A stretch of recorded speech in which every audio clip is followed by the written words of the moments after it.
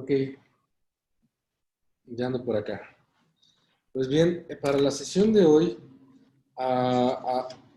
vamos a revisar una conferencia que dictó Foucault en diciembre del 66. O sea, esto ya tiene más de 50 años.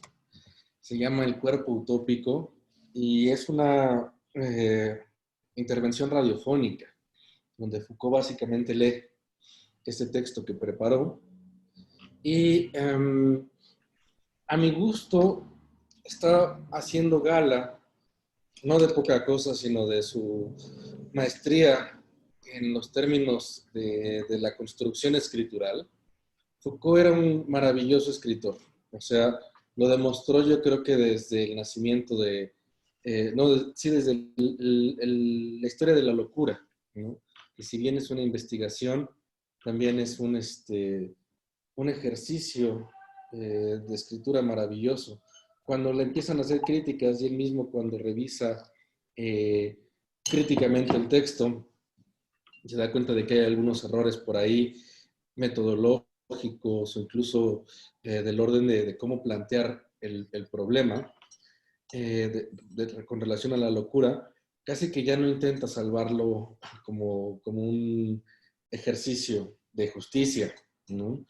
Pero lo reorienta hacia una práctica escritural. Él dice que de alguna manera fue un ejercicio novelado, también de su relación, de su pasión y de lo que la locura pues movía en él, ¿no? Entonces, eh, lo señalo también como para decir que si bien los pensadores franceses suelen ser famosos por escribir de manera compleja, y él hace gala de ello en las palabras y las cosas. Yo creo que es su texto más duro y de manejo terminológico. Es algo que Foucault poco a poco abandona, al grado de que, tal y como plantea las cosas en sus escritos sobre el pensamiento antiguo latino, o sea, esto que se llama usualmente el periodo ético de su pensamiento, Foucault escribe de una manera muy sencilla, muy clara, amena también, porque es algo que siempre ha podido hacer.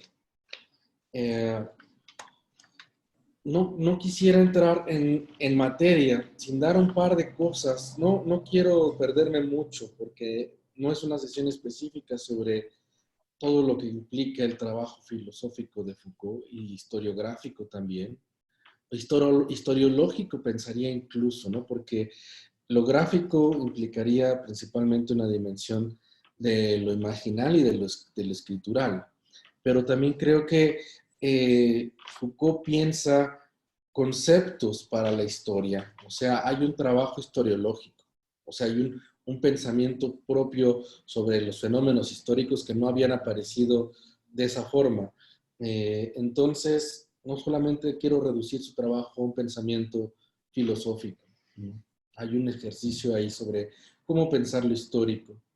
Entonces, como no quiero hacer la grosería ni la tosquedad de reducir su trabajo en 10 minutos, al menos sí quiero decir que el pensamiento de Foucault, él mismo lo describe como una unidad, por la inquietud de aquello que somos, por esa especie de inquietud de la conciencia que somos. O sea, hay una cosa ahí interesante. Deleuze tiene un libro que se llama Foucault, que a lo mejor algunos de ustedes conocen. Y ese libro está formado principalmente por 3 escritos, ¿no? Y en varios de ellos, casi todos, lo que sostiene Deleuze, también le puedo decir Deleuze, ya ven que acá se suele usar más así, da lo mismo con las transliteraciones, ¿no? O sea, a veces solamente son cuestiones medio absurdas, a veces sí son importantes, pero bueno. Lo que dice Deleuze ahí es que el pensamiento de Foucault se divide en 3 etapas. Uno que sería la etapa de una epistemología crítica, ¿no? Que sería ahí donde está hablando desde cómo cuestionar la centralidad de la razón moderna, ¿no? Que iría desde desde la historia de la locura pasando por el nacimiento de la clínica, las palabras y las cosas, ¿no? Y después vendría un periodo arqueológico, genealógico, que son un poco las dos cosas, a veces a caballo. De hecho, Foucault dice que no es algo que se pueda distinguir por entero, que en realidad se trata no solo de estrategias, sino de máquinas que entran a analizar las disposiciones del discurso y las disposiciones de los textos y la deriva histórica discontinua también de los pensamientos, y que finalmente tendríamos un periodo ético que viene justo después de que Foucault empieza a publicar los resúmenes o más bien las ideas que ha articulado ya desde el 71, que es donde empieza a impartir en el Colegio de Francia los cursos sobre la historia de la sexualidad, y que es lo que inicia toda esta exploración de Foucault del pensamiento antiguo latino, ¿no? Que involucra parte de la historia de la sexualidad, pero también involucra los cursos sobre la hermenéutica del sujeto, el coraje de la verdad, y en los que básicamente lo que trata de hacer es explorar los modos de constitución de esa relación entre los individuos. De hecho, se llega a salir ya de la categoría de sujeto, que le parece una categoría demasiado deudora del panorama moderno, y se emplaza en una ética, en un cuidado de sí y de los otros, ¿eh? Porque a veces solamente se quedan con el cuidado de sí y se les olvida que Foucault también habla de que ese cuidado de sí no puede ser tal sin un cuidado de los otros. O sea, de ahí la empresa política y ética. O sea, no puede ser solamente un individualismo exacerbado, porque al final del día el individuo se da en una comunidad, ¿no? Y crece con ella y se problematiza con ella. Entonces, no solamente es el cuidado de sí, también es de los otros, ¿no? Entonces, eso tiene que ver con la formación, tiene que ver con las prácticas y las tecnologías del yo. Dicho así puede sonar un poco extraño, pero lo que Foucault trata de pensar es cuáles son todas esas cosas que inciden en nuestra cotidianidad y en las cuales decidimos el tipo de vida que queremos llevar, el tipo de prácticas de alimentación, de ejercicio, de lectura, de convivencia con los amigos, con los amantes, y también una suerte de erótica. O sea, trata de involucrar una dimensión compleja y amplia del individuo sin querer que cumpla todas las exigencias que pueden haber, por ejemplo, sobre él en un términos de una demanda de consumo de actividades como podemos ver en el capitalismo exacerbado, ¿no? Es algo que pueden señalar justo, por ejemplo, Deleuze y Guattari con el postscriptum sobre las sociedades de control, ¿no? De que estamos ya tan escindidos, pero al mismo tiempo tenemos que cumplir las demandas de consumo y de producción de la familia, de la escuela, del trabajo, de la cultura de masas. O sea, tenemos que estar hiperactivos para hiperproducir. No es lo que está pensando Foucault. De hecho, Foucault incluso piensa en cómo contener la producción que está orientada hacia esta mercantilización. Pero solo quería hacer, insisto, una breve revisión de lo que dice Deleuze de Foucault, para que lo tengamos muy en cuenta, pero que Foucault no ve por entero en esta tripartición. Foucault dice, yo me he ocupado de una sola cosa, y es de esa inquietud abierta que somos en la conciencia de aquello que somos. ¿Y por qué lo dice en esos términos? Porque quiere evadir la idea de que haya un esencialismo respecto de lo humano o respecto del hombre. De hecho, una de las cosas por las que se le cuestionó muchísimo cuando surgió el auge y el fenómeno que fue las palabras y las cosas, es que una de las cosas que él afirma ahí es que el fin del hombre está cerca y que por otro lado, el hombre es algo que acabamos de ver nacer, que es una construcción categorial del pensamiento del siglo XVII. O sea, no es que no esté pensando que no hubiera esta noción antes, sino que su universalización y el hecho de pensar que tenemos una idea eh, igual e idéntica a sí misma de lo humano se puede extrapolar a todo aquello que pueda ser pensado como tal, pues él dice que es un ejercicio principalmente de una violencia epistémica situada en la hegemonía del pensamiento europeo, ¿no? Y que en realidad eso que se llama el hombre está pensando también en los derechos del hombre, ¿no? Que son producidos por los movimientos vinculados con la Revolución Francesa y la emergencia de los derechos del hombre, ¿no? Cómo es que de alguna forma empiezan a ser cuestionados por los recientes emplazamientos eh, críticos de cierta filosofía posthumanista, principalmente situada en la crítica que hace Heidegger al humanismo, ya sea en el existencialismo o ya sea en términos más amplios hacia su raíz cristiana, ¿no? Pero Foucault se ocupa de las grietas que hay en medio de esa, no tradición, sino de esa discontinuidad que es el devenir de aquello que somos en la historia. O sea, es interesante porque de hecho él no es quien introduce el asunto de lo discontinuo, pero es quien lo proyecta más. ¿Qué quiere decir eso?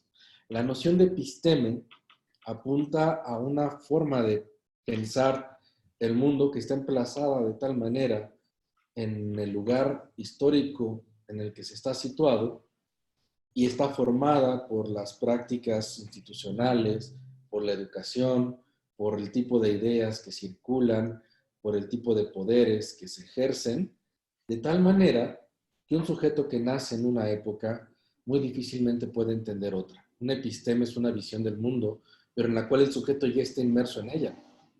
O sea, hay una podríamos extrapolar esto y decir que habría algo así como una episteme cristiana en el mundo medieval, los mundos medievales, porque aparte no solo es uno, siendo justos con ello, que habría algo así como una episteme grecolatina y habría otras epistemes. O sea, ¿qué quiere decir eso?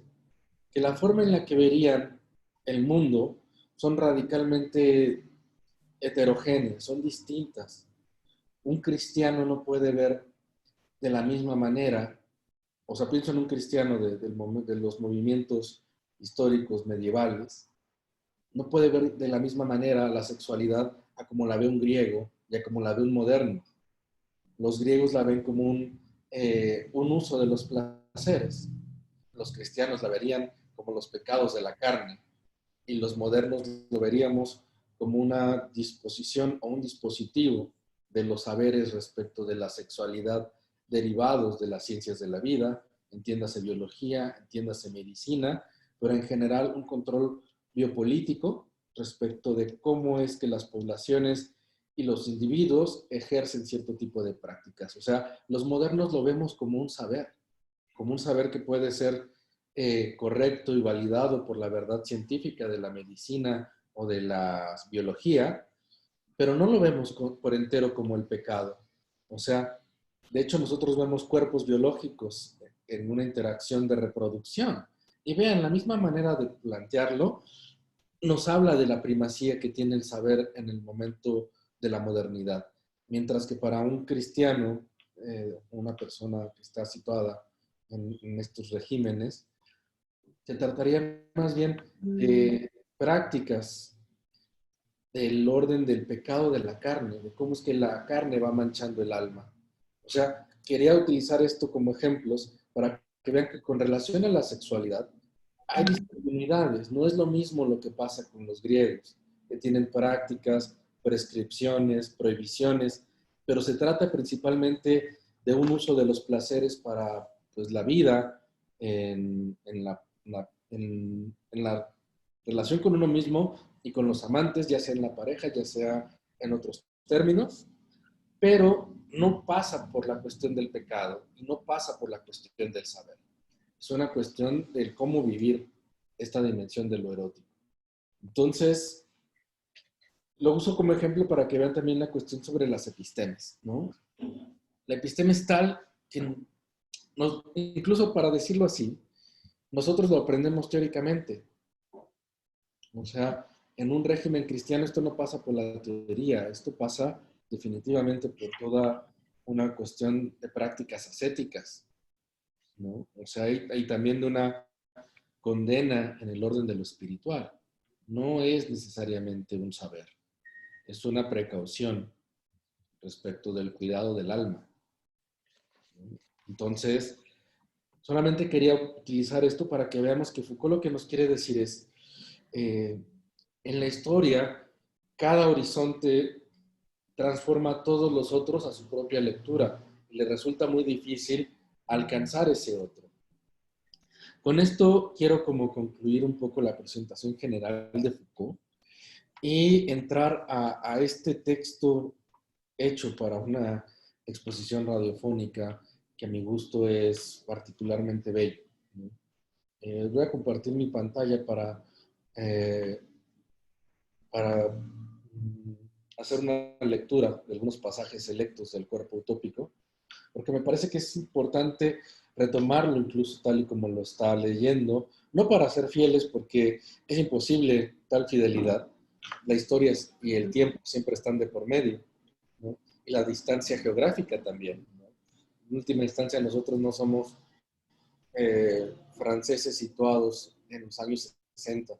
No quiero decir que estando ahí no habría diferencias. De cualquier manera, el espacio-tiempo produce interferencias en la producción del sentido. Entonces es algo con lo que tendremos que trabajar. No, no quiero decir que no vamos a entender, pero yo sí creo que vamos a entender la mayoría de las cosas, pero también hay que considerar la distancia porque es importante, ¿no? Pero antes de eso me gustaría escucharles cómo les fue con la lectura del texto, para no cansarlos tanto de que me escuchen, cansarlas también.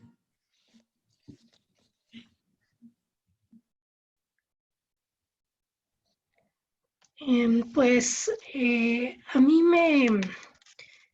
o sea, me hizo pensar en varias cosas en distintos momentos. Por un lado, la cuestión justo del topos, en esta topía, y cómo lo trabaja en relación con el término utopía, y por otro lado, el término utopía como tal, ¿no? Cómo está discutiéndolo desde el concepto de territorio, pero también cómo hay de trasfondo la cuestión, no sé si llamarlo como aspiracional que tenemos del concepto de utopía, ¿no? Aspiracional, aún sabiendo que siempre va a ser una aspiración a la que no se va a llegar, porque si no dejaría de ser tal, ¿no? Se dejaría de ser una utopía si realmente pudiéramos acceder allá.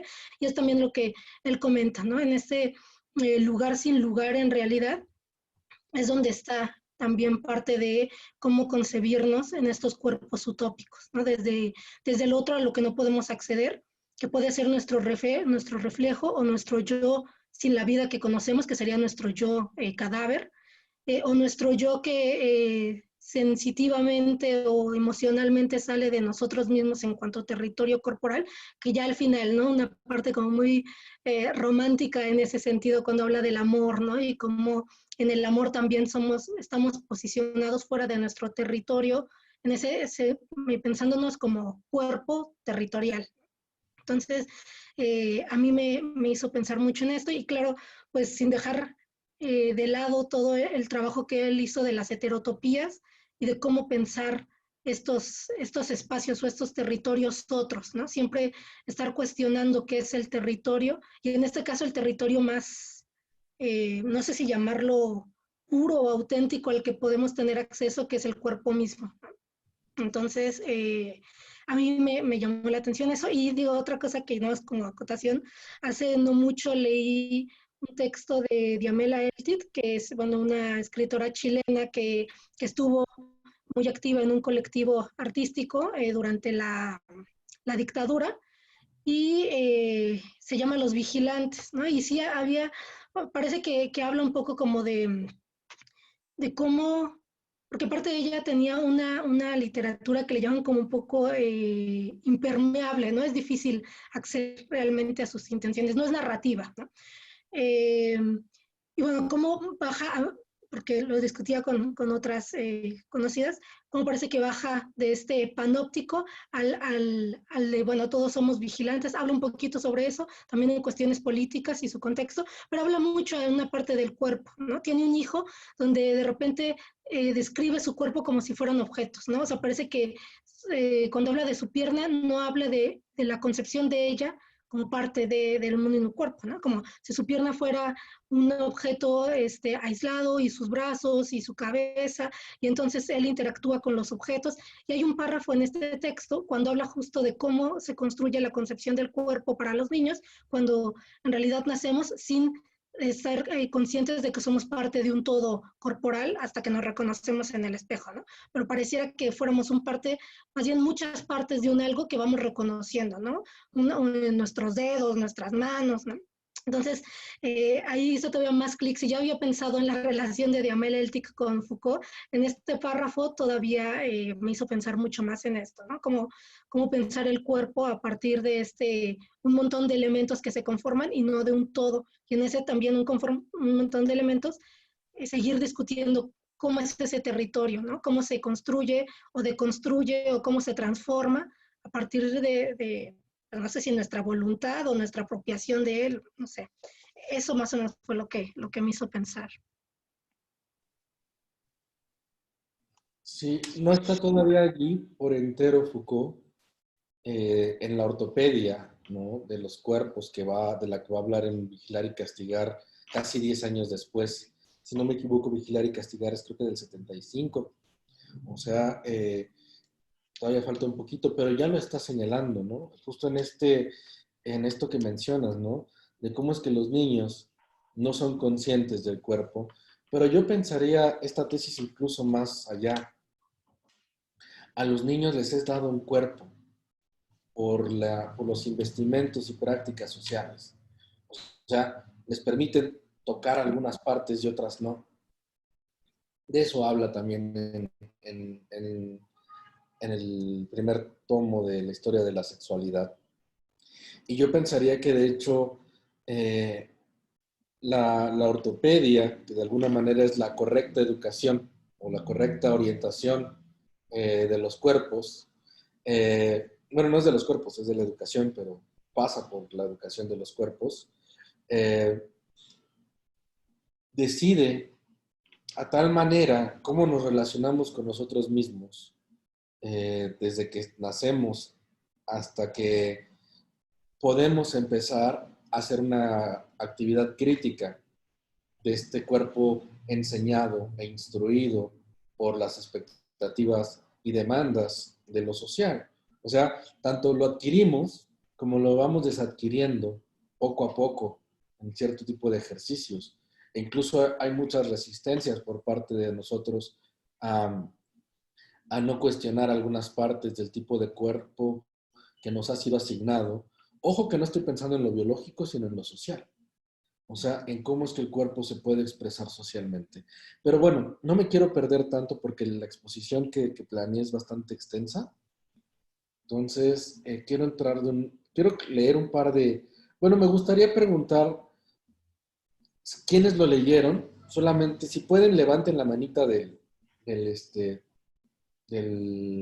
o digan yo, para saber quiénes lo leyeron y para saber en qué medida puedo prescindir un poco del texto de Foucault, abordarlo un poquito, pero no quedarme tan de lleno ahí, e ir a consecuencias y lectores de Foucault, que aunque no estén leyendo este texto, nos hacen pensar en las dimensiones estéticas de los cuerpos pensados en estos términos.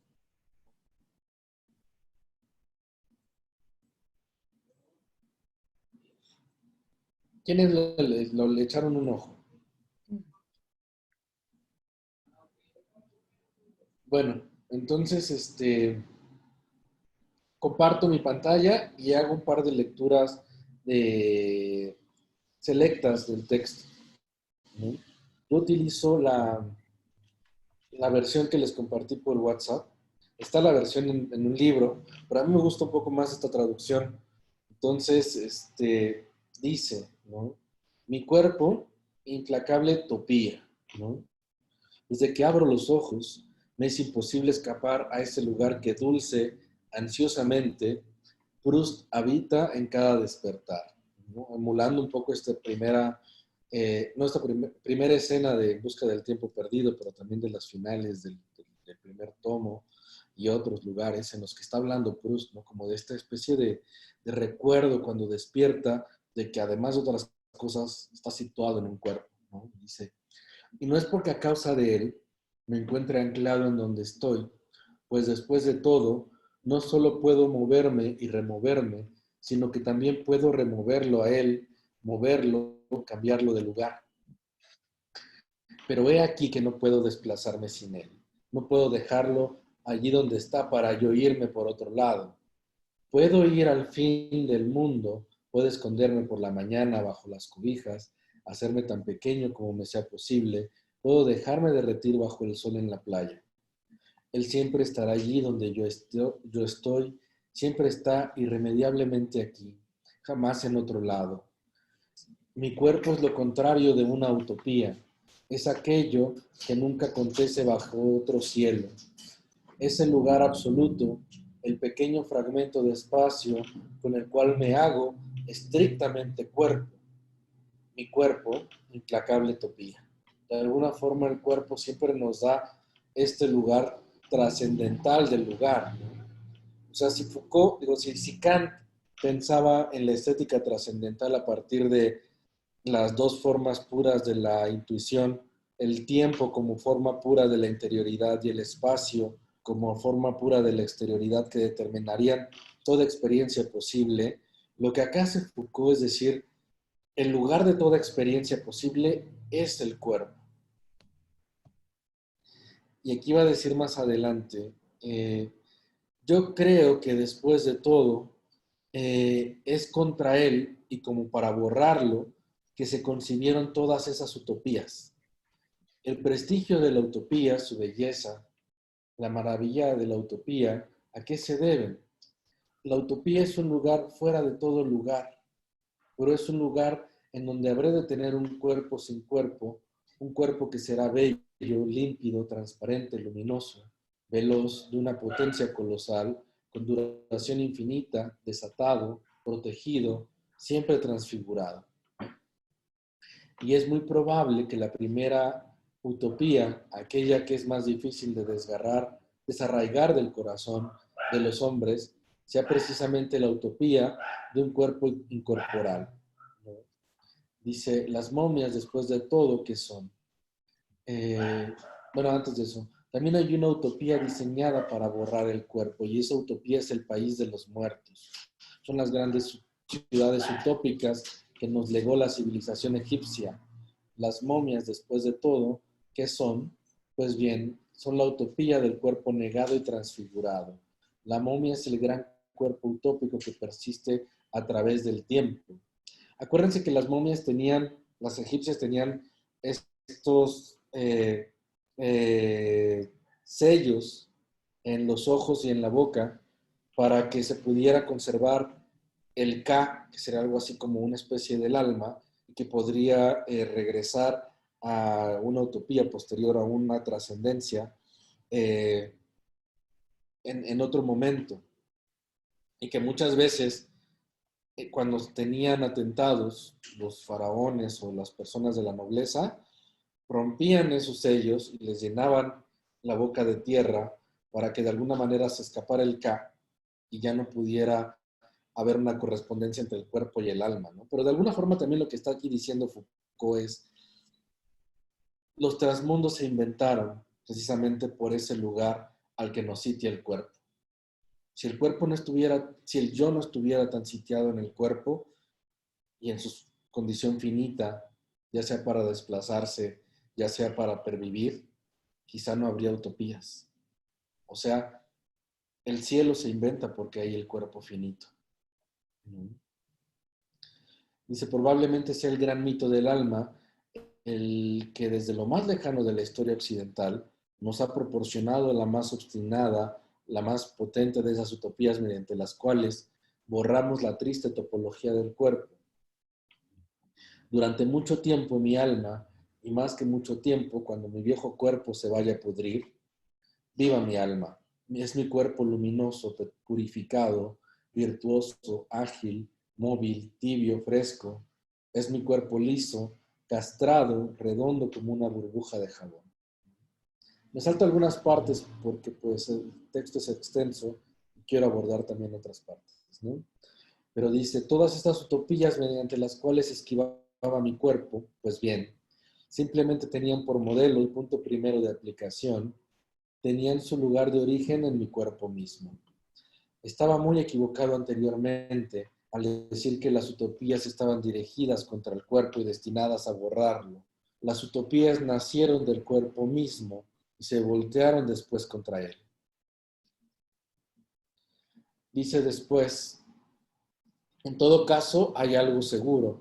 El cuerpo humano es el actor principal de todas las utopías.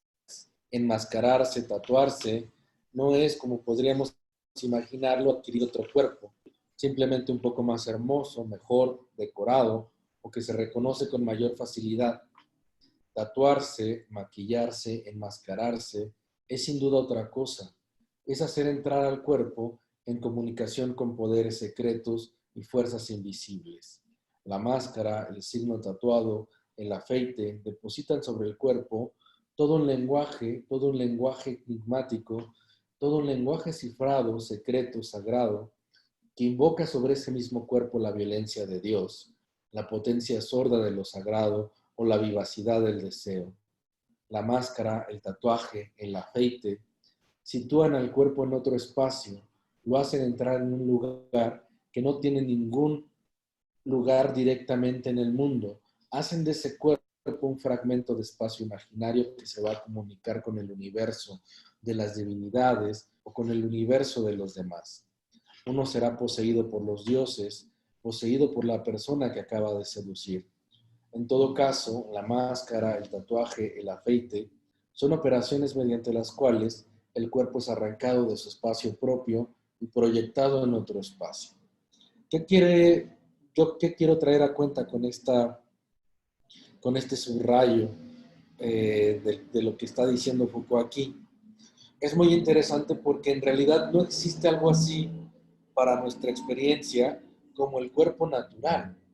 El cuerpo siempre ya está inscrito, o sea, hay una escritura sobre él que dice su lugar con relación a lo social y con relación a lo sagrado y a lo profano. Y piensan aquí en otros momentos civilizatorios, no se marca de la misma manera el cuerpo del rey o del gobernante que el cuerpo del sacerdote, ni el cuerpo del sacerdote que el cuerpo del esclavo o de la doncella. O sea, y todos los elementos sobre el tatuaje, sobre la máscara, sobre la vestimenta misma, dice él que sobre ¿cómo se llama? El afeite. Pero vean aquí cómo es que hay lenguajes impuestos con relación a estas prácticas sobre los cuerpos. Los cuerpos de las mujeres y de los hombres se afeitan o se quita el vello de ellos de ciertos lugares para querer decir algo. O sea, el cuerpo femenino, tal y como aparece en nuestro imaginario contemporáneo, no es tal si no está atravesado por estas prácticas.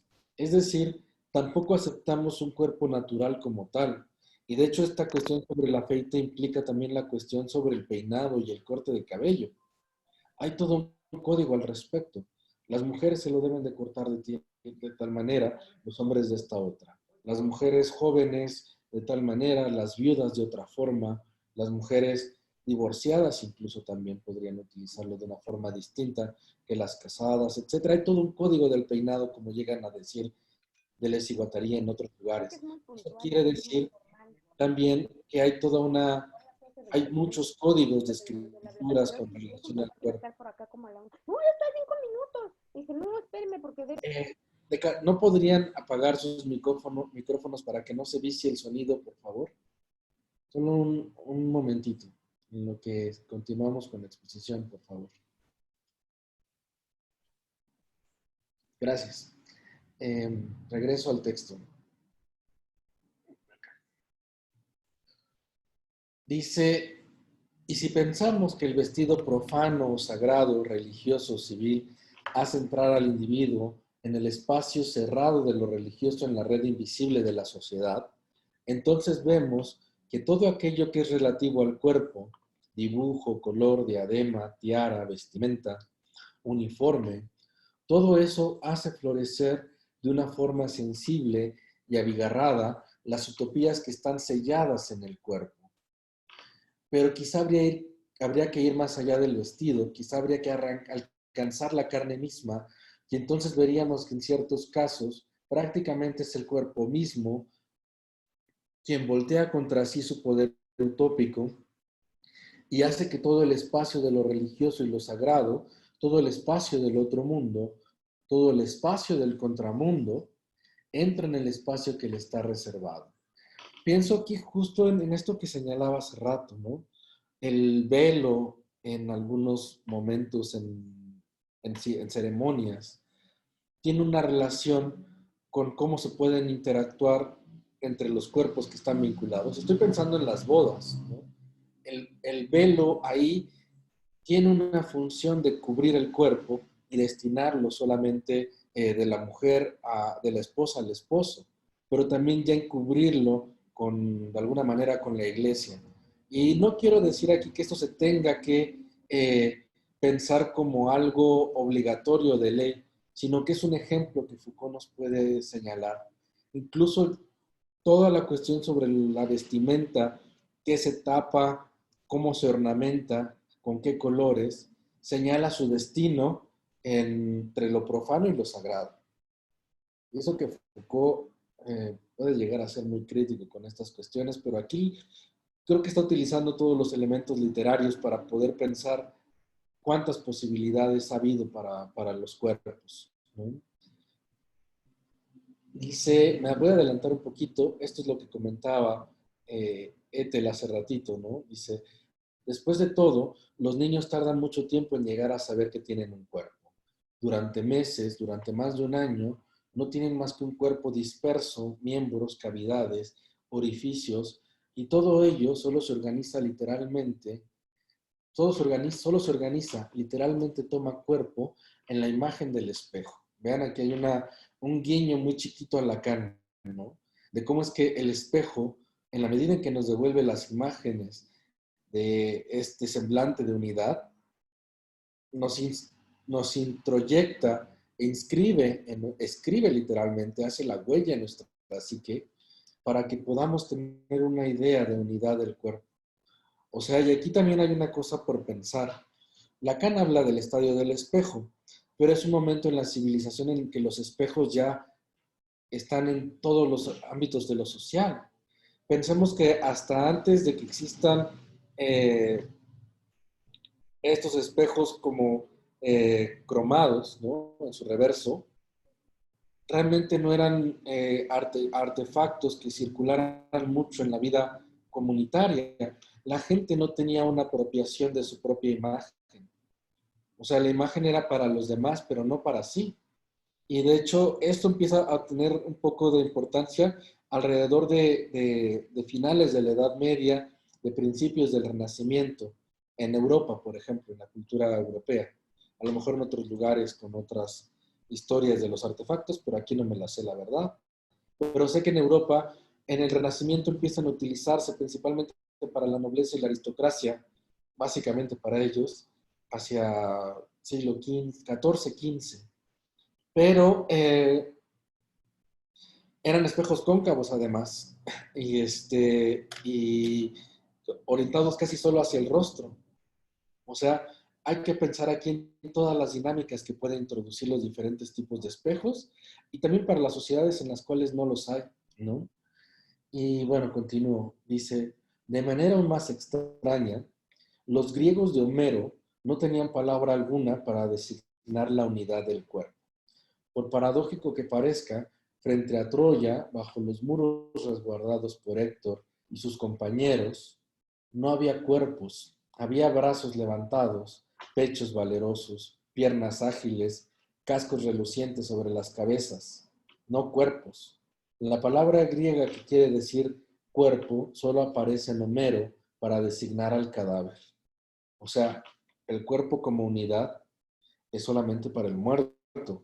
En cambio, para los vivos son los brazos que luchan, son las piernas que corren, son los cascos, ¿no? Que también están ahí señalando el despliegue de los ejércitos. Y finalmente, para leer el último párrafo de esta preciosa conferencia de Foucault, bueno, intervención radiofónica, porque vean que no es un argumento, es realmente una construcción narrativa de ideas y de pasajes, ¿no? De paisajes también. Dice, quizá valdría decir que hacer el amor implica sentir que el cuerpo propio se cierra sobre sí mismo, que por fin existe fuera de toda utopía, con toda la densidad de uno entre las manos del otro. Y aquí hay una cosa que quiero señalar antes de entrar, o igual y la regreso para no romper la cadencia. Algo que nos enseñó la epistemología moderna es que sentimos principalmente con la piel, ¿no? ¿Qué quiere decir eso? Que cuando tocamos otra cosa, no estamos sintiendo esto, estamos sintiendo esto.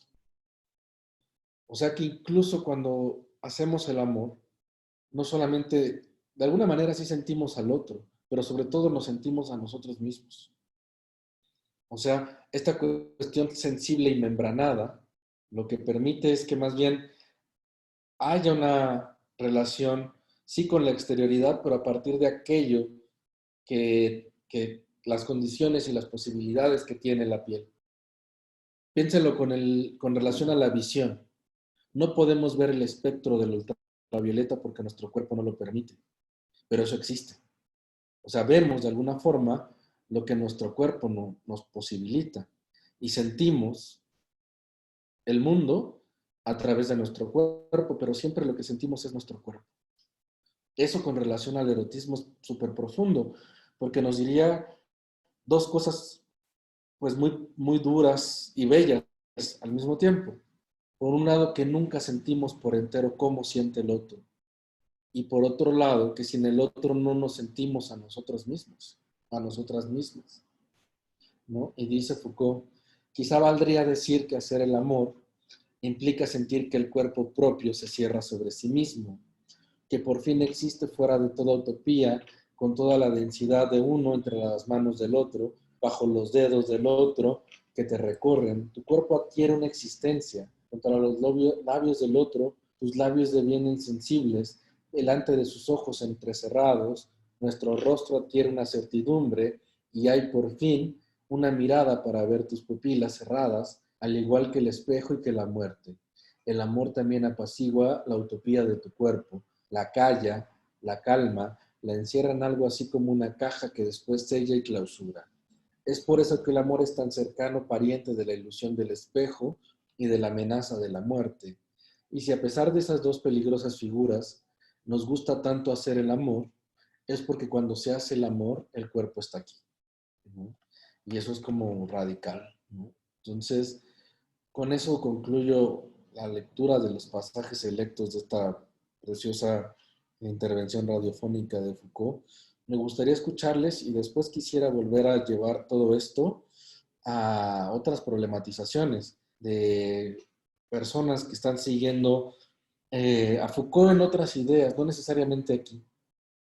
Dice Giselle, eh, y por ejemplo, cabría repensar lo del cuerpo y el rostro en estos tiempos de pandemia respecto al uso de máscaras, los cubrebocas, y y en esa distancia mide no contacto físico. Eh, Giselle, no sé si no puedes usar tu micrófono, porque no me gustaría aclarar lo que tú dices estando aquí tú presente. O sea, preferiría que tú lo digas. Siempre a veces es como un poco abusivo hablar por los otros. Hola, buen día, Cuitláhuac, a todos. Una disculpa, le comentaba a Mario que tengo problemas con mi internet y por eso no, para mejorar la conexión, no activaba la cámara. Entonces, sí me parece frustrante, sobre todo cuando estamos hablando de los cuerpos utópicos y en esta idea de poder mostrarnos incluso a pesar de todo esto que engloba la contingencia, pues me imagino que sí es un poco raro, ¿no? El escuchar la voz sin rostro.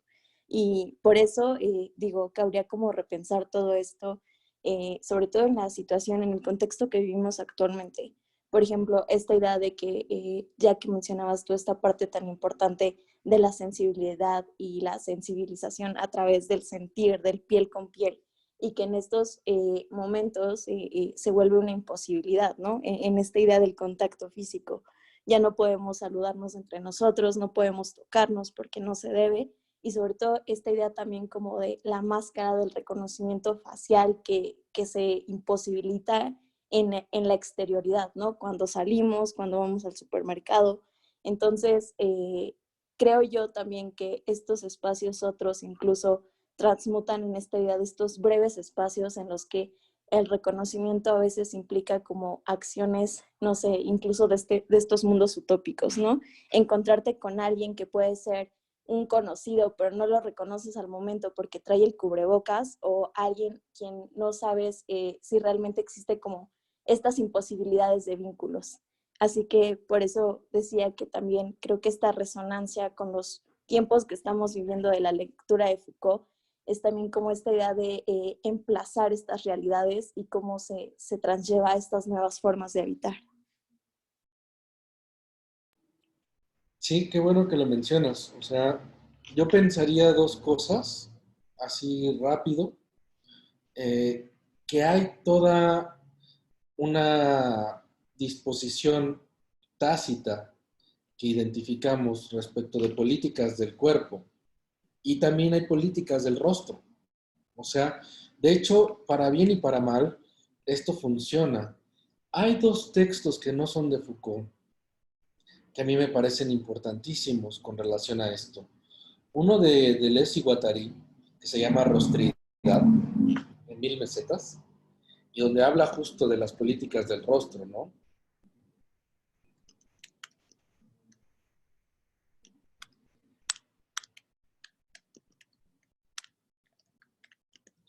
Y otro que es Hay que comer, es una entrevista que le hace Jean-Luc Nancy a Derrida.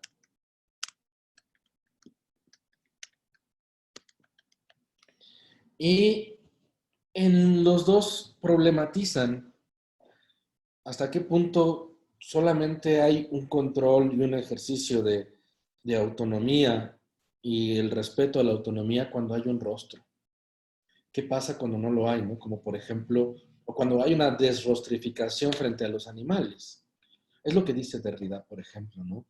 Para poder comérnoslos de la manera como lo hacemos. O sea, no necesariamente porque comérnoslo sea el acto cruel, pero toda la política que hay detrás de su tratamiento industrial, ¿no? Como los animales como si fueran cosas.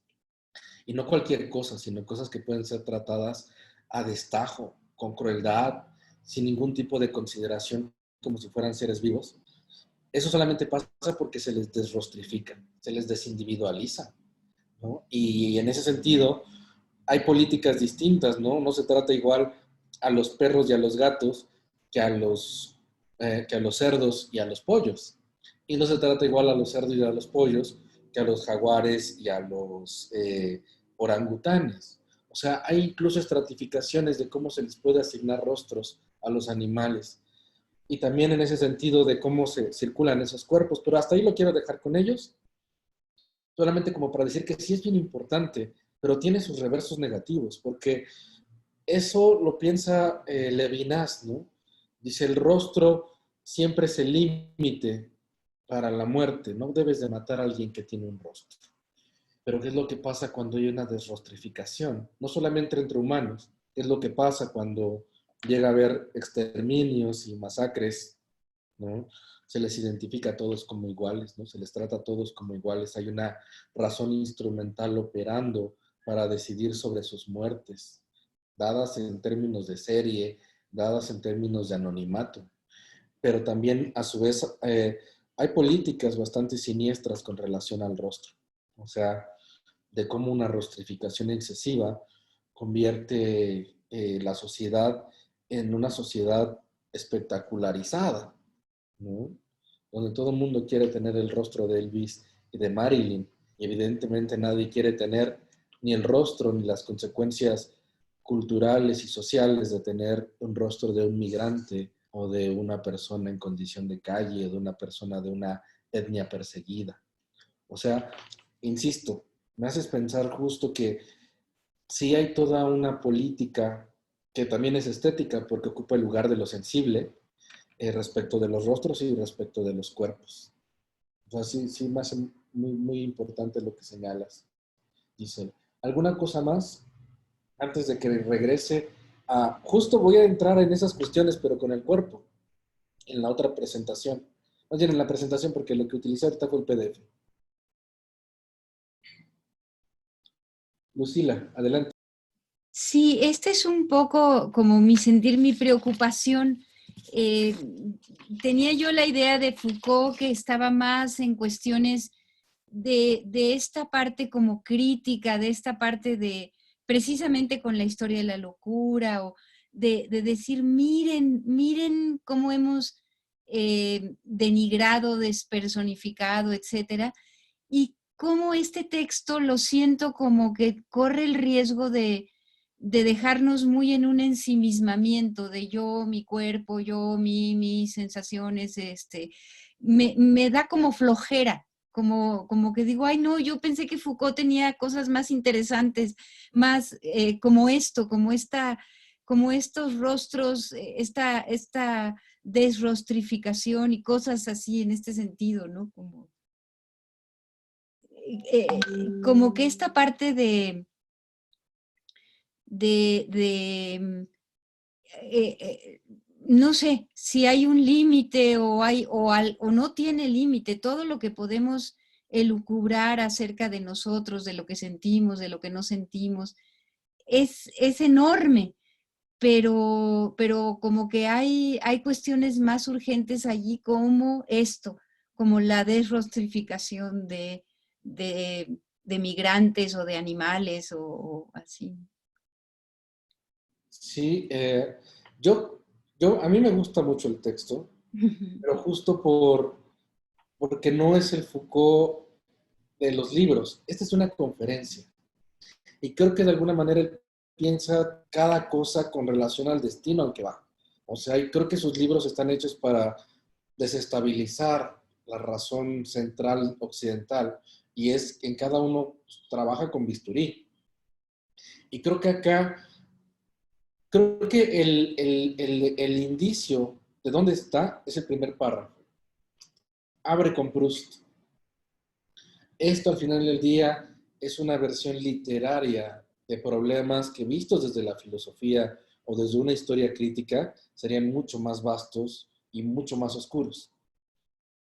Creo que aquí nos permite fantasear un poquito y reencantar el cuerpo, porque si se dan cuenta, es un cuerpo reencantado y medio trágico, porque nos está mostrando todo el tiempo hacia dónde ha tirado, pero lo regresa constantemente, ¿no?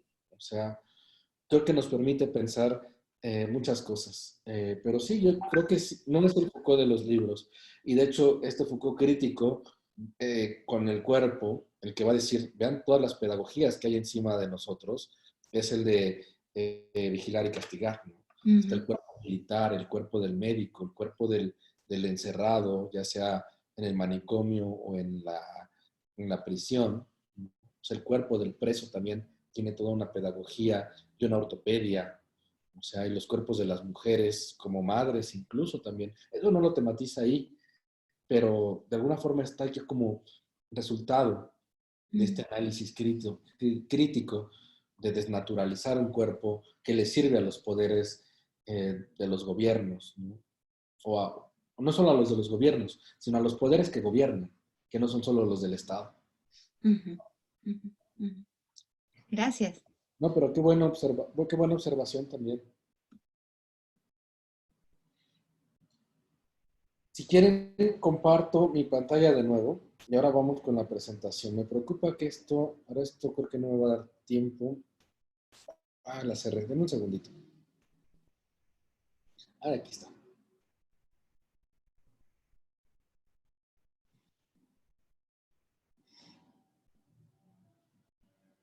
Sobre esto, un Foucaultiano muy atípico, que a mí me gusta muchísimo, es Michel Desserteau, no sé si lo conozcan, que de hecho es eh, un, no sé si decirle monje, pero de alguna manera es lo que es. Y también es un estudioso de la historia de la mística, de la demonología y también de la historia misma, ¿no? Entonces, él dice esta cosa en una entrevista también muy breve, pero muy bonita, que tiene todo de Foucaultiana, aunque no, bueno, no quiero decir que esto lo diga Foucault, pero yo creo que Michel Desserteau muchas veces señala su deuda y su admiración y el reconocimiento que le debe a Foucault, a pesar de que le llega a hacer varias críticas constantemente. Pero bueno, dice aquí una cosa interesante Michel Desserteau en esta entrevista. Dice, por todas partes buscábamos el cuerpo y en ningún sitio lo encontrábamos. El análisis no revela sino fragmentos y acciones. Descubre cabezas, brazos, pies, etcétera, que se articulan en diferentes maneras de comer, saludar, cuidarse. Denme un segundito. Ya, perdón. Se trata de elementos ordenados en series particulares, pero uno nunca encuentra el cuerpo. El cuerpo es algo mítico, en el sentido de que el mito es un discurso no experimental que autoriza y reglamenta unas prácticas. Lo que forma el cuerpo es una simbolización sociohistórica característica de cada grupo. Hay un cuerpo griego, un cuerpo indio, un cuerpo occidental moderno, y todavía habría muchas subdivisiones. No son idénticos, tampoco son estables, pues hay lentas mutaciones de un símbolo al otro. Cada uno de ellos puede definirse como un teatro de operaciones dividido de acuerdo con los marcos de referencia a una sociedad. Provee un escenario de las acciones que esta sociedad privilegia, maneras de mantenerse, de hablar, de bañarse, de hacer el amor, etcétera, ¿no? Y dice, otras acciones son toleradas, marginadas, pues se consideran marginadas, otras resultan prohibidas o incluso desconocidas. Y con esto lo que quiero decir, la razón por la que incluí esta parte de Michel Desserteau, es porque nos haría ver que de hecho no hay un cuerpo universal. O sea, el cuerpo está atravesado por lo cultural. No se instruye igual para los griegos y no forma el mismo régimen de prácticas ni de prohibiciones para ellos que para los cristianos o que para nosotros. Y aquí también podríamos pensar en cuerpos con relación a su lugar respecto de la hegemonía que ha ocupado Europa, ¿no? Hay un cuerpo europeo, no necesariamente porque tenga características físicas del orden de lo biológico, sino porque está investido por ciertos poderes, está atravesado por ciertas pedagógicas e incluso por ciertas estéticas y por ciertas prohibiciones metafísicas del orden de lo religioso, ¿no? También va a pensar, esto lo dice otro investigador bastante Foucaultiano, que es Carlos Eduardo Figari, que tiene un estudio sobre cómo es que en Brasil, durante un periodo de implementación, un periodo de gobierno donde se implementó el higienismo, se construye un cuerpo anómalo por parte de estas medidas estatales. De alguna manera, no se regresa a la cuestión de la biopolítica, pero está un poco de fondo, ¿no? Y habla de cómo es que la medicina creó la posibilidad conceptual y teórica de identificar enfermedades, etiologías y tratamientos que estaban relacionando lo físico y lo moral, ¿no? Y eso es básicamente el higienismo. Si les interesa, después se los puedo compartir después, pero aquí lo que me interesa es cómo se produce un cuerpo patológico, ¿no? El control de los cuerpos no solo obedece a la lógica de la maximización y disciplinamiento de la fuerza de trabajo para la producción capitalista, se entrelaza también con las formaciones discursivas de raza y de nación. Y si el Estado es un cuerpo y si la nación y la raza son los ejes de la existencia, es lógico que el equilibrio del cuerpo social va a depender en gran parte de un discurso que promulgue por una nación y una familia sana, cuya elaboración naturalmente comprometerá a la corporación médica. Dice eso Carlos Eduardo, ¿no? Figari. Y dice por acá, el hombre, como buen padre, supone a la mujer como buena madre. La mujer madre entra ahora en otro esquema moral que la reduce a lo doméstico y al papel de reproductora de los discursos y prácticas de la policía médica. La mujer es un ser especial, que tiene incluso enfermedades específicas de su género, como la neurosis, la histeria y la ninfomanía, enfermedades naturales que por momento hacen de ella una inimputable sujeta absolutamente al control y potestad del marido. Sobre esto les comentaba un poco, creo que en la sesión anterior, no sé si fue aquí o en otro lado, de cómo es que la noción de histérica o de posesa sirvieron en su momento al régimen de la iglesia y en otro momento al régimen psiquiátrico para callar toda queja y todo discurso de las mujeres. Está posesa, está endemoniada, no habla por autonomía, no sabe lo que dice, además, ¿no? Podrían haber dicho. Y eso lo dijeron con las posesas y después con las histéricas. Y se las confinaba, se las amarraba con grilletes en los sótanos de la San Petril, ¿no? Creo que es una cosa que mencionaba, creo que fue en otro lugar, perdón la confusión. Es que de repente ando hablando de una cosa y de otra por aquí, por allá, ¿no? Pero vean en este sentido cómo la mujer doméstica es creación de un discurso patriarcal. Y el cuerpo de ella como, de hecho, disculpen la expresión porque es muy grosera, pero la mujer madre ama de casa es un electrodoméstico creado justo para la producción del Estado de más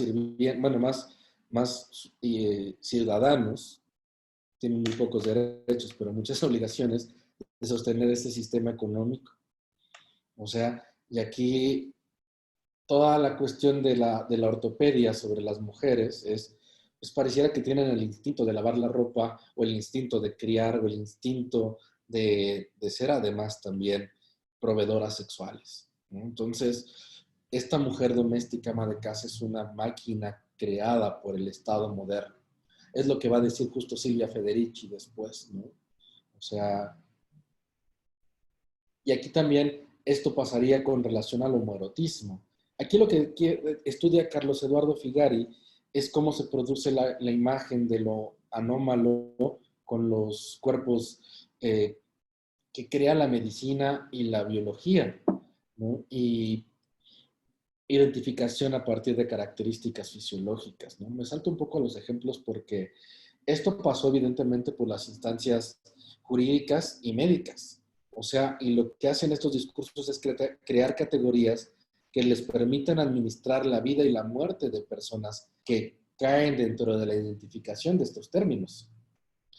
Aquí incluso hay descripciones, ¿no?, de degenerado uranista con ginecomastía, ¿no?, que sería como esta especie de caída de los pechos, que les haría una analogía de estos cuerpos masculinos que están feminizados y que por lo tanto serían patológicos y estarían tratando de explicar de una perspectiva de endocrinología la cuestión homosexual, ¿no? Pero esto estaba penado y había una administración ya sea jurídica o médica sobre el tratamiento de estas personas. Incluso la noción y la categoría de homosexual es una categoría que viene del ámbito sexológico, de la medicina. Pues es una categoría para identificar personajes peligrosos para el régimen social, el régimen de producción del dispositivo de la heterosexualidad, como lo diría Foucault también. Adelante, Lucila. ¿Tienes alguna idea de cómo hicieron esto? ¿Los tomaron presos, los obligaron, los desnudaron? ¿Eran ya considerados unos seres enfermos? Sí. Porque ¿cómo permitieron esto? ¿Cómo? Veamos dos cosas, por lo menos. La homosexualidad y las prácticas homosexuales, que podrían pensarse como dos. De hecho, hay una cosa ahí muy importante. Los griegos no identifican homosexuales, identifican prácticas homoeróticas, por decirlo de alguna forma. Pero, o sea, que los individuos tengan prácticas homoeróticas no los hace homosexuales. La perspectiva moderna trata de encontrar una causalidad de orden biológica y fisiológica. Y eso explicaría su comportamiento nocivo para la sociedad. Y eso puede ser amputado, bueno, puede asignarles un carácter voluntario, que sería una instancia criminal, o un carácter involuntario, que sería un carácter patológico. O sea, o son criminales o son enfermos. Y entonces, las categorías de homosexual funcionan de manera distinta en el orden respecto de la ley y de la administración jurídica civil que frente a la administración clínica y médica y científica. Pero en los dos casos avala que estas personas sean tratadas como objetos ya sea de estudio o de administración, es decir, de corrección. Entonces, mientras la homosexualidad y las prácticas homosexuales, porque en la modernidad principalmente pasan por los dos lados, porque generalmente se les tiene que descubrir infragantis para que se les pueda adjudicar la condición homosexual. O sea, pasa por las prácticas, pero apela a una esencialización. Y de cualquier forma es un crimen o una patología. Entonces tiene que ser administrado hacia la instancia jurídica o hacia la instancia médica. O sea, y hasta que no se despatologiza, la despatologización de la homosexualidad fue hasta los años 70, en algunos países, en otros no ha sido. O sea, de que el régimen médico ya no puede decir algo al respecto o por encima de sus derechos como ciudadanos. Pero como criminalización, en México curiosamente pasa, creo que con la Constitución del 17, pero yo creo que como porque no lo vieron, porque de hecho sí había prácticas de higienismo en México. Esto es en Brasil. Pero aquí sí hay que analizar cómo es que los saberes y las instituciones trabajaron en conjunto con los diferentes gobiernos. O sea, aquí sí se tiene que hacer un emplazamiento histórico y geopolítico, porque ocurre de maneras distintas en diferentes localizaciones. Y aparte, coyunturales. O sea, hay una cuestión de cómo se administra la homosexualidad, pero también la cuestión de la raza, ¿no? O la cuestión del género, que también están construidas para su administración, las categorías, ¿no? Entonces, sí, aquí depende siempre de cada historia de los gobiernos y de las poblaciones que administraron.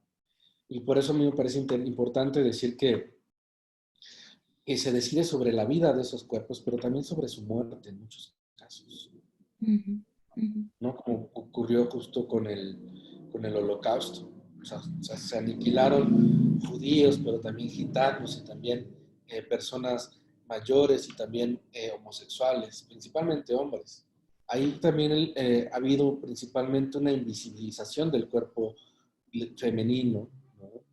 Incluso en términos de un borramiento, que ha tenido la posibilidad tanto de sujetarlas a ciertos poderes, pero invisibilizarlas ante otros. Entonces, es complejo. Gracias. Aquí estamos adelante en terrenos del arte. Estos son como otros modos de cómo es que el cuerpo no preexiste como tal, sino que se tiene que representar también. Y hay muchas formas de verlo y de producirlo en términos artísticos, ¿no? Este es un artista contemporáneo bastante controversial. Esta es una máscara mortuoria. Ustedes saben que las máscaras mortuorias forman parte de una liturgia romana. Se utilizaban cuando fallecía una persona y se circulaba en un ámbito social como para despedirlo. Y a veces se incorporaba a mausoleos familiares, que eran a veces paredes donde estaban ya sea las máscaras mortuorias, que eran como sus versiones sacadas en negativo y después vueltas otra vez a positivo a partir como de yeso o de diferentes técnicas. O sea, porque esto principalmente trataba de hacer un retrato a partir como de la utilización del cuerpo mismo, Pero lo que está haciendo aquí Mark Quinn es sacarse sangre durante un periodo, creo que de entre 3 y 6 meses, cada cierto tiempo, y después hacer un cubo de hielo con su sangre congelada, y después hacer diferentes procesos justo como para sacar las máscaras mortuorias. O sea, esa sería una representación de su cara, como si fuera máscara mortuoria, pero hecha con su propio cuerpo. Entonces, sí es bastante ominosa, la verdad, ¿no? Pero él tiene otras piezas bastante interesantes. A mí me llega a perturbar y creo que eso puede ser útil, ¿no? Esta es una pieza hecha con diferentes procesos contemporáneos de manejo de látex y de otros medios, también, pero creo que trata de mostrar este tipo de cuerpos dispuestos en términos de en el que se les ha infligido daños, ¿no? Como estos cuerpos dejados por, no sé si por el crimen, pero de alguna manera tratar de hacer ver este carácter estrictamente material del cuerpo violentado. No sé si solamente vaya por ahí, es parte de mi lectura, pero él a veces suele ser bastante controversial y no querer aclarar el sentido de sus piezas. Y a veces también juega una suerte de nihilismo medio posmoderno. Este es justo como un cuerpo, un negativo creo que es de su propio cuerpo, hecho con látex, ¿no? Como si fuera una especie de disfraz de pollo. Y que yo creo que por el color del látex nos hace pensar también en qué tipo de cuerpos llegamos a ver en el mundo actual, ¿no? Cuando vemos los cuerpos destajados de los animales en el supermercado, los pensamos en serie, como si fueran indistintos, como si no tuvieran nada que ver ahí con la huella de una vida que ya no es, ¿no? Y también tiene estas esculturas de actores porno, ¿no? Hechas como, aquí no me sé bien la técnica, no sé con qué estarán hechos, pero nos hace pensar mucho en la exigencia de las producciones sobre el deseo sexual.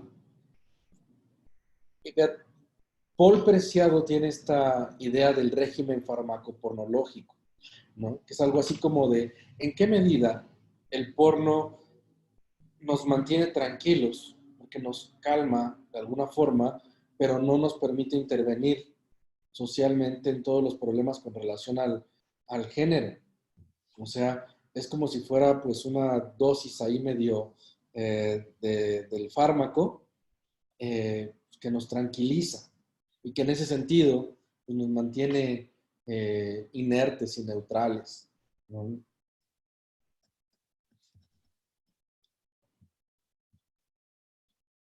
Estaba pensando, estos son partes de la conferencia que di hace un par de semanas con el transhumanismo. Estaba pensando justo en cómo de alguna forma el pensamiento cyborg ya también toma en cuenta que no hay cuerpo natural, ¿no? Todo cuerpo es ya intervenido, todo cuerpo ya está atravesado por poderes, por deseos, por discursos. Y pues bueno, estos son algunos de los ejemplos que presenté en esa conferencia, los de Stellark, ¿no? Y cómo de hecho a veces para pensar lo monstruoso, lo que se tiene que tener es una idea bastante dogmática de lo natural.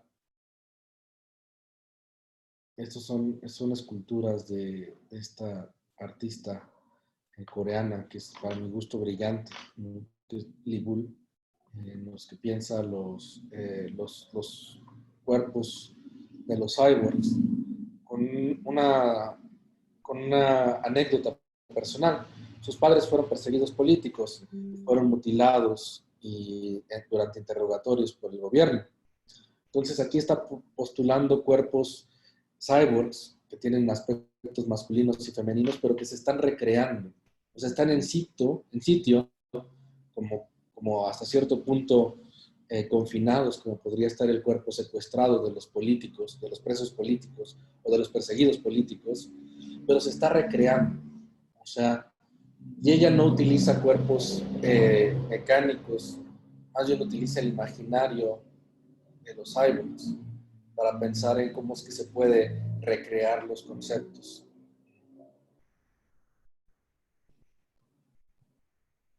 Aquí está esta otra artista que fue bastante polémica hace un rato, ¿no? Que es eh, Marion Laval Jantet, ¿no? Que tiene este performance de arte corporal extremo que se llama Que pueda vivir el caballo en mí, ¿no? Y lo que hizo fue estar en un proceso como de equiparación de la sangre de un caballo y su propia sangre para producir algún tipo de inmunidad y generar un asunto de hibridación. O sea, hacerse transfusiones de sangre del caballo para saber de alguna manera qué se sentiría entrar en este tipo de forma de vivir. Son polémicos porque de alguna manera creo que tratan de señalar hasta qué punto hay límites entre las formas en las que viven otros animales y cómo es que podríamos tratar de acercarnos a sus formas de estar, de habitar y tener ciertos cuerpos. Pero normalmente con los performanceros, tengan en cuenta que lo que hay son ejercicios de pensamiento sobre las posibilidades. O sea, y no necesariamente es su implementación efectiva y cierta. O sea, aquí no sé hasta qué punto haya sido tan cierto, porque a veces lo dejan en términos de, de una escenificación, ¿no? Y no siempre es cierto que les hayan hecho las cosas que dicen que hacen.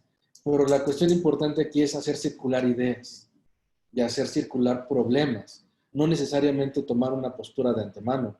O sea, aquí lo que no estaría diciendo es, ojalá que todos hicieran esto, sino hay un tabú ahí respecto a no entrar en otras formas de cuerpos animales, otras formas de vivir el cuerpo de otros animales, que de alguna forma es un tabú casi teológico, ¿no? Para los humanos, y que de alguna forma las posibilidades científicas empiezan a abrir, por lo menos como problemas.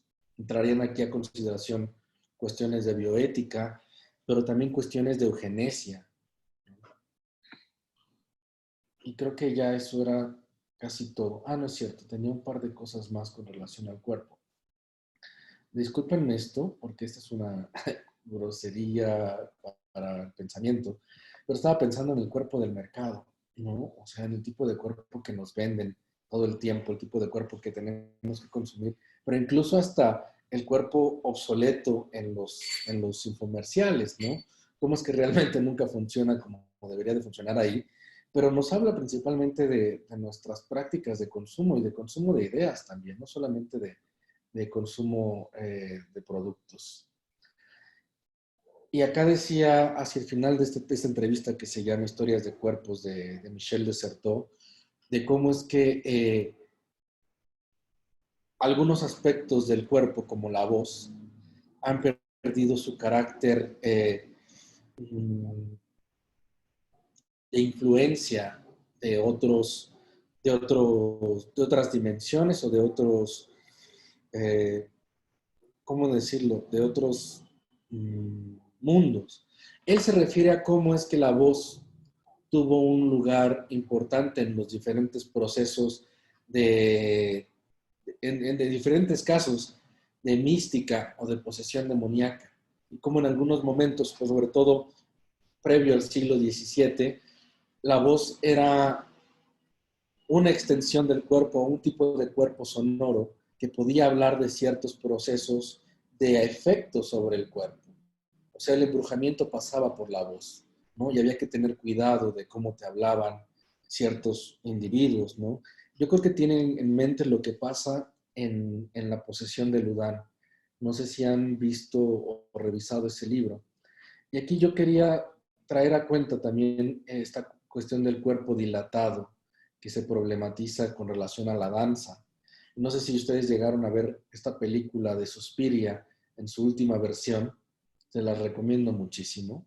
Es una cosa pues bastante inquietante, ¿no? Tiene como que hay un elemento brujeril y feminista y medio demoníaco, en el mejor de los términos, todo ello, ¿no? O sea, está tratando de hablar de cómo es que las mujeres, estas mujeres en específico, utilizan la danza y sus cuerpos, ¿no? Para tener poder sobre los otras, o sobre los otros y sobre las otras. O sea, y estaba pensando en esto, en el sentido de que los cuerpos de la danza son cuerpos prostéticos, son cuerpos disciplinados, están educados para producir ciertos efectos. Y en ese sentido también pueden jugar, en este caso, en este ejemplo, las posibilidades del embrujo, ese tipo de imposición o del mandato que está dictado por la maestría o por las artes que se pueden tener en el dominio de estos ámbitos. Ya con eso concluyo, ya estamos casi en el borde, pero si quieren, por mí no hay problema si nos extendemos un poquito, no sé si por el EPEC, en escuchar qué es lo que piensan de todo esto. Yo lo que quería, ¿por qué traje todo esto a cuenta con relación al cuerpo utópico de Foucault? Porque creo que Foucault nos muestra que el cuerpo no es ningún estado de naturaleza y que de hecho si lo pensamos desde la anatomía o desde lo fisiológico, son solamente dos mitos que necesita la modernidad y que en realidad todas las posibilidades de nuestro cuerpo son mucho más amplias y que por otro lado también somos bastante, se nos instruye para no ver toda la instrucción que hay, todo el dominio que hay sobre nuestro cuerpo, cómo le pertenece a instituciones como la familia o como el Estado o como, no sé, la academia, qué sé yo. Entonces, el cuerpo es un problema muy que involucra lo estético y lo político. Y también es un espacio de creación. Yo con eso concluyo.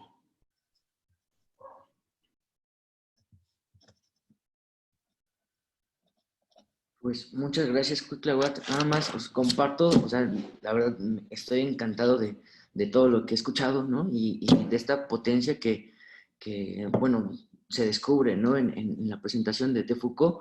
Y justo lo que dices, ¿no? Como la posible denuncia del lugar de los discursos, ¿no? Sean estos metafísicos, ontológicos, políticos, ¿no? Y que nos atraviesan y a los que estamos sujetos, ¿no? Creo que pues también brinda la oportunidad de descubrir justo que nada es natural, ¿no? En ninguna injusticia, incluso las justicias, ¿no? O sea, todo el orden puede ser distinto. También, no sé, lo relaciono mucho con esta conferencia que nos diste, ¿no? De, de arte y posthumanismo. O sea, por ahí se veía, ¿no? Y la invitación que hacías, ¿no? Como a pensarnos en nuestras posibilidades, pues ahí está, ¿no? O sea, creo que este pensamiento, pues claro que puede ser una ayuda para construir pues esperanzas u otras formas, ¿no? De ilusión, de sueños, no sé. Y pues bueno, no sé, abro también si hubiera algún comentario final de alguna inquietud, y pues bueno, continuaríamos la próxima semana. Ay, yo Estoy les iba yendo. a pedir, por favor, si podrían Oh, como mandar la lista de lecturas de nuevo al grupo de WhatsApp para que podamos acceder todos. Muy bien. soy Emma. Yo estoy sorprendida. Este, me dejó, ¿cómo puedo llamarlo? Con mucha sorpresa. Todo esto que nos comenta, porque desgraciadamente, claro que la época, los distintos momentos, la cultura, la educación, la religión, eh, todo esto conlleva a un panorama muy amplio y a mí en lo personal me ha dejado esto un extenso conocimiento en que no somos, no es que aunque estamos de paso, es muy importante el conocernos, conocer nuestro cuerpo y conocer el valor que, que tenemos. Entonces a mí, yo la verdad estoy muy complacida, no sé cómo llamarle, con, con esta información que nos acaba de proporcionar, porque enriquece, yo creo que el conocimiento, a lo mejor, no sé, a lo mejor soy parte de la locura que hay en esos escritores, pero yo la verdad me siento siento muy gratificante esto que nos acaba de compartir y pues darle las gracias. Gracias a ti, gracias a ustedes, de verdad, o sea, por este diálogo. También quería decir que es un espacio de resistencia, ¿no? O sea, vean si no cómo es que los feminismos contemporáneos y los de siempre han visto que es un espacio de lucha. O sea, porque está esta cuestión de en qué medida se quiere que el cuerpo de las mujeres le pertenezca no solamente al régimen patriarcal, sino a las instituciones, al Estado, ¿no? O sea, y cómo se les quiere despojar de la agencia sobre sí mismas, ¿no? Constantemente. O sea, y yo sé que no soy yo quien debería de decir eso, pero más bien lo digo como la observación de ver el empuje y la lucha que hacen, ¿no? Y está la contraparte, ¿no?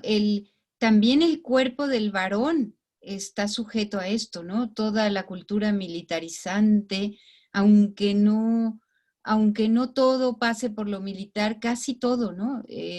Hasta hace poquitito la cultura es que se vaya al servicio militar para que ahí se vuelva hombre.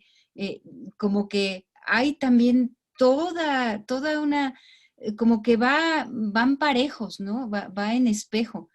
Lo curioso es que luego nos lo apropiamos, ¿no? Luego ya nos acomodamos y utilizamos el poder mucho más en los hombres que queda de esos reductos lastimados y desapropiados y los repetimos, ¿no? Repetimos esa crueldad por el dolor mismo que causa la desapropiación, ¿no?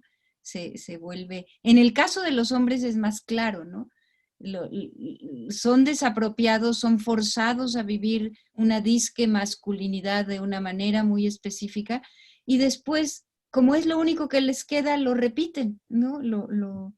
No sé cómo sea en el caso de las mujeres también, pero sí sé que, por ejemplo, pues la relación mujer ama y subalterna, pues también tiene muchos elementos de esa misma crueldad, ¿no? Y no se diga hacia las hijas y todo eso, ¿no? Y Completamente, estoy de acuerdo. Qué bueno. que yo quería mencionar la pertinencia en este sentido de lo que se está diciendo de las luchas y los cuerpos femeninos o marginados, la pertinencia de hablar de los topos, o sea, es decir, de hablar de un cuerpo como un lugar o como un territorio, pensando también en esta definición del territorio geográfico y como se tiene entendido, como todo cielo, mar y tierra que pertenece a un Estado-nación. Es decir, en esto de pertenece, es mi territorio y tiene ciertos límites que indican lo que es mío, ¿no? Y sobre lo cual puedo actuar.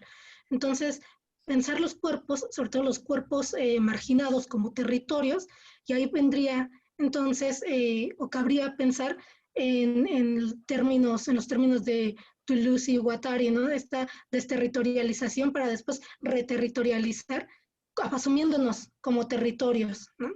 Y también quería mencionar o anclarlo con otras inquietudes que también Desertó ha hablado sobre el espacio, sobre cómo un lugar es un lugar inactivo y para que se vuelva un espacio activo tenemos que apropiarnos de él y entonces incluso crear veredas o regresando también a Deleuze y Guattari, que sea como líneas de fuga, ¿no? Para hacerlo un espacio activo y entonces, pues en la medida de lo posible, sí hacernos dueños de nuestro propio territorio.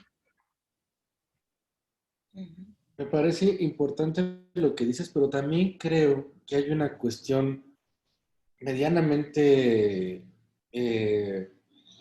¿cómo decirlo?, problemática. Y creo que perdón, le pasó la motoneta. Creo que, vean, también hay la imposición de los cuerpos otros, ¿no? Los cuerpos sonoros para las imágenes. Perdón.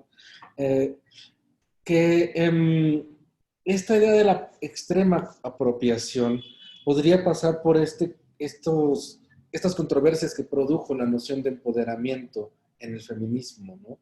Que es una postura muy liberal, O sea, que viene de unas posibilidades políticas dadas con la hegemonía de las condiciones políticas anglosajonas, y que pareciera que solamente quieren que estos cuerpos que fueron en algún momento controlados por ciertos poderes, ahora tengan un control absoluto y total.